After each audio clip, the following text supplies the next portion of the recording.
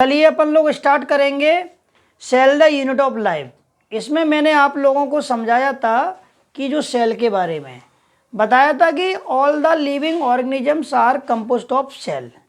आप जानते हैं कि जितने भी जो लिविंग ऑर्गेनिजम्स हैं ये सब सेल से बने होते हैं। और आप जानते हैं कि जो ऑर्गेनिजम्स होते हैं वो दो टाइप के होते हैं, यूनिसेल्युलर ऑर्गेनिजम्स और मल्टी सेल्युलर ऑर्गेनिजम्स। जो यूनिसेल्युलर ऑर्गेनिजम्स हैं ओनली वन सेल से मेड है, और जो मल्टी सेल्युलर ऑर्गेनिजम्स हैं ये मैनी सेल से कंपोस्ट हैं। आपको मैंने बताया था, एग्जाम्पल भी बताए थे। यूनिसेल्युलर ऑर्गेनिजम्स के एग्जाम्पल क्या है? ऑल बैक्टीरिया, पंजाई में ईस्ट आएगा, एल्गी जिसमें आपको मैंने बताया था क्लोरेला क्लेमाइडोमोना जो ग्रीन कलर की एल्गी है, और इसमें मैंने अमीबा पैरामीशियम यूग्लिना जो प्रोटोजोआ ग्रुप के अंदर आते हैं, ETC लगा दो आप। इसके बाद मल्टी सेल्युलर ऑर्गेनिजम्स की बात करें अपन, ऑल प्लांट्स हैं, ऑल एनिमल्स हैं, मोस्टली पंजाई, मोस्टली एल्गी, ETC। इसके बाद मैंने आपको बताया था कि सेल को डिस्कवर किसने किया? रॉबर्ट हुक ने किया।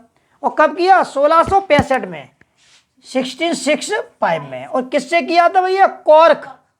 कॉर्क एक पीस है, मतलब कॉर्क एक मतलब जो कॉर्क का एक पीस है ना, वो प्लांट का एक पार्ट है, आपको मैंने बताया था, ठीक है। और रॉबर्ट हुक की बुक का नाम क्या बताया था? माइक्रोग्राफी है, जिसमें सेल को स्टडी किया है। और मैंने ये भी बताया था कि इन्होंने नॉन लिविंग सेल, एक डेथ सेल को डिस्कवर किया था।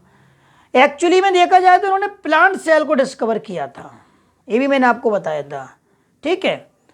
और मैंने बताया था कि कॉर्क एक जो प्लांट सेल उसके आउटसाइड में प्रेजेंट होता है, एक हार्ट पार्ट होता है, ठीक है। इसके बाद मैंने बताया था कि लिविंग सेल को डिस्कवर किया था एंटोनी वॉन ल्यूवेनहॉक ने, ठीक है बच्चों। इसके बाद न्यूक्लियस को डिस्कवर किया था रॉबर्ट ब्राउन ने। जो आपकी NCERT में दिया है वही भी आपको समझा रहा हूँ, समझ रहे हैं। अब हम लोग आगे की बात करते हैं। इसके बाद मैंने आपको क्या बताया था? सेल थ्योरी के बारे में मैंने बताया था कि सेल थ्योरी को जो फॉर्मुलेट किया है, प्रपोज किया है, दो साइंटिस्ट थे, स्लीडन और स्वान। कब किया था बताओ फटाफट से? 1838 से 1839 लिख दो आप तो डायरेक्ट, ठीक है। दोनों साइंटिस्ट आ जाएंगे इसके अंदर, स्लीडन और स्वान। आप जानते हैं स्लीडन बॉटनिस्ट है और स्वान जूलॉजिस्ट है, लेकिन स्वान ने थोड़ा एक्स्ट्रा बता दिया था कि जो प्लांट सेल है उनका यूनिक कैरेक्टर क्या है? सेल वॉल का प्रेजेंट होना, ठीक है। स्लीडन ने ये बात तो बोल दी थी पहले कि प्लांट्स के अंदर जो टिश्यू होते हैं वो सेल ही बनाती है।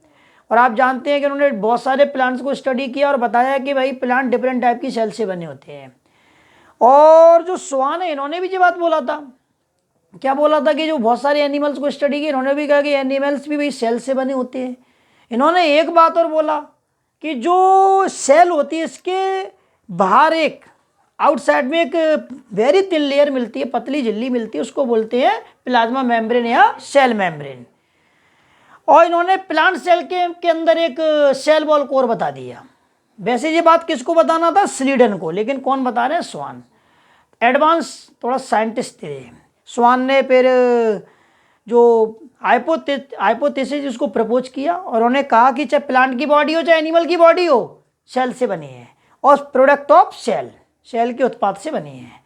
इसके बाद दोनों ने मिलकर सेल थ्योरी को प्रपोज किया, ठीक है। उसके बाद क्या हुआ? लेकिन इनकी जो थ्योरी थी एक बात को एक्सप्लेन नहीं कर पाई कि जो न्यू सेल होती है वो कहाँ से डेवलप होती है। इसके बाद 1855 की बात है ना बच्चों? 1855 बोलो हाँ या ना? इसके बाद 1855 में रोल्डो बिरचॉफ आए, उन्होंने कहा कि जो नई सेल बनती है वो पुरानी सेल से बनती है, पहले से कोई सेल होनी चाहिए तभी न्यू सेल डेवलप होती है। इन्होंने एक टर्म दिया था ओमनी सेलुला ई सेलुला।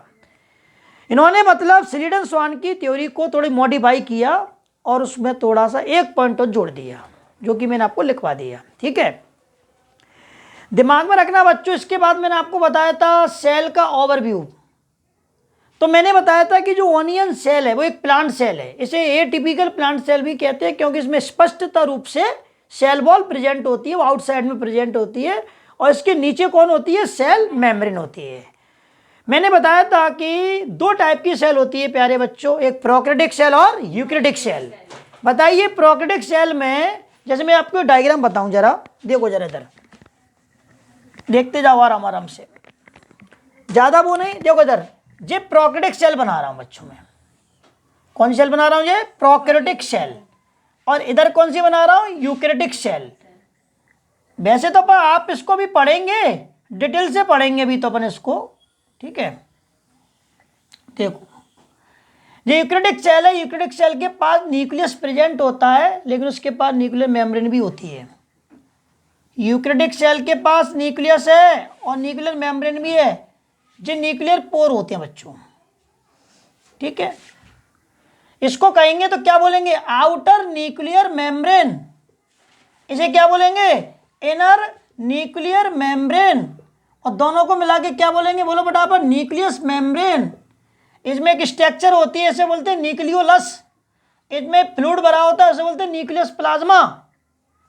और इनको क्या बोलेंगे? न्यूक्लियस पोर। क्या बोलेंगे? न्यूक्लियस पोर। इधर आओ, इसमें क्या रहता है बताओ? साइटोप्लाज्म। साइटोप्लाज्म तो इसमें भी है बच्चों। इधर देखो, ये सेल वॉल, इसमें भी सेल वॉल, ये भी सेल मेम्ब्रेन और ये भी सेल मेम्ब्रेन। सेल मेम्ब्रेन का एक और नाम बताओ? Plasma membrane. क्या बोलेंगे? Plasma membrane. इधर देखो, मैंने आपको क्या समझाया था कि जो प्रोकैरियोटिक सेल है उसमें न्यूक्लियस प्रेजेंट तो है, लेकिन उसके बाद न्यूक्लियर मेम्ब्रेन एब्सेंट है। इसलिए अपन को ऐसा लगता है कि प्रोकैरियोटिक सेल में न्यूक्लियस एब्सेंट है। ये बात दिमाग में रखना। Prokaryotic cell non well developed cell है और ये वेल डेवलप्ड सेल है। प्रोकैरियोटिक सेल ओनली बैक्टीरिया में देखने को मिलती है, और जो आपको प्लांट्स हैं, एनिमल्स हैं, फंजाई है, एल्गी है, प्रोटिस्टा किंगडम के ऑर्गेनिजम्स है, इनमें देखने को मिलेगी। एक बात दिमाग में और रखना, यूकैरियोटिक सेल जो है इसमें न्यूक्लियस के अलावा, केंद्रक के अलावा सेल ऑर्गेनल भी मिलते हैं जो मेम्ब्रेन से बाउंड है। बताओ कौन कौन से हैं? माइटोकॉन्ड्रिया है, क्लोरोप्लास्ट है, गोल्गी बॉडी है, ईआर है, लाइसोसोम है, माइक्रो बॉडी भी है। लेकिन बच्चों प्रोकैरियोटिक सेल में मेम्ब्रेन से बाउंड सेल ऑर्गेनल एब्सेंट होते हैं। लेकिन बच्चों जो राइबोसोम है वो आपको प्रोकैरियोटिक सेल में भी मिलेगा, यूकैरियोटिक सेल में मिलेगा। राइबोसोम साइटोप्लाज्म में मिलता है, इसके अलावा और कहाँ मिलेगा? माइटोकॉन्ड्रिया में मिलेगा। क्लोरोप्लास्ट, क्लोरोप्लास्ट कहाँ मिलते हैं? प्लांट सेल में। माइटोकॉन्ड्रिया एनिमल सेल में। और राइबोसोम आपको कौन सी? RER, इसका पूरा नाम क्या है? रफ एंडोप्लाज्मिक रेटिकुलम, खुरदरी अंत्यप्रदवीय जालिका, इसमें भी मिलेगा। एक बात दिमाग में रखना, भी मैंने इसमें आपको बताया था, जो सेलुलर एक्टिविटी होती है वो आपकी कहाँ होती है? सेल में कहाँ होती है? साइटोप्लाज्म में। चाहे वो प्रोकैरियोटिक सेल हो, चाहे वो यूकैरियोटिक सेल हो। क्योंकि आप जानते हैं साइटोप्लाज्म प्रोकैरियोटिक सेल में मिलेगा, यूकैरियोटिक सेल में मिलेगा। एक बात दिमाग में और रखना है आपको, सेमी फ्लूइड मैट्रिक्स है साइटोप्लाज्म।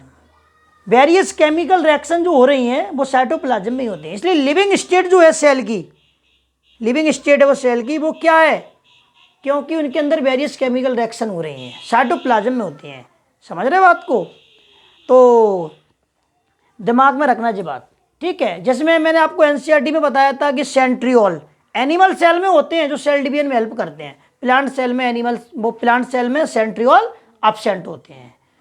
वैसे सेंट्रियोल आपको मिलेंगे सेंट्रोसोम के अंदर, पढ़ेंगे सेंट्रोसोम के बारे में अपन और अच्छे से। तो मैंने आपको एक तरह से जो रिवीजन कर दिया है, इसमें ये सब दिया है, समझ रहे हो।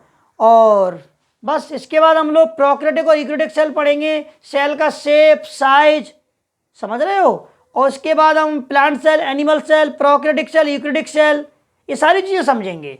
फिर हम प्लाज्मा मेम्ब्रेन, फिर cell wall, cytoplasm, cell organelle चालू स्टार्ट हो जाएंगे आपके। तो आप लोग ऐसे ही पढ़ते रहिए। सेल को स्टार्ट कर दिया है, एनसीईआरटी से पढ़ेंगे लाइन टू लाइन, ऑब्जेक्ट भी लगाएंगे अच्छे से। और आपके जो टॉपिक है cell the unit of life, ये चैप्टर जो आपका अच्छे से क्लियर हो जाएगा। आप इसकी बिल्कुल टेंशन मत लेना। एनसीईआरटी को फॉलो करें, एनसीईआरटी की लाइन को पढ़ें, पेपर आपका एनसीईआरटी से ही आता है। बस बात खत्म। जय श्री राम।